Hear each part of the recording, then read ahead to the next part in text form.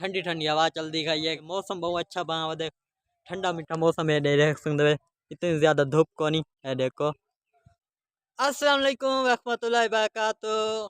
अल्हम्दुलिल्लाह आज माह रमज़ान दे दूजे जुम्मे तो मुबारक दा दी है पिया। तमाम देखने वालों को मेरी तरफ से माह रमज़ान का दूसरा जुम्मा बहुत बहुत मुबारक हो। आज माह रमज़ान दा 13वां रोज़ा भी है पिया। रोज़े तो बहुत अच्छे गुजरते पाए संतवारे भी तो मेरे भी बहुत अच्छे गुजरते पान। जुम्मे का टाइम थी चुके ते हुन के हुन जुम्मे दी नमाज अदा करने से हूँ मेरे पास गाँव दी मस्जिद उतवान के जुम्मे दी नमाज अदा करने से पहले ऐसा मस्जिद पहुँच चुके से।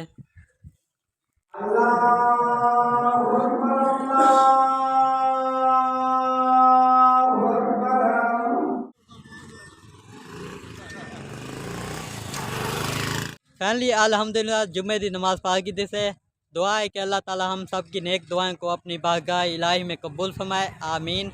आज की वीडियो का यहीं पे एंड करते हैं। अगर आज की वीडियो ये पसंद आई है मेरे चैनल को करना सब्सक्राइब। फिर मिलेंगे एक नई वीडियो में, तब तक के लिए अल्लाह हाफिज़।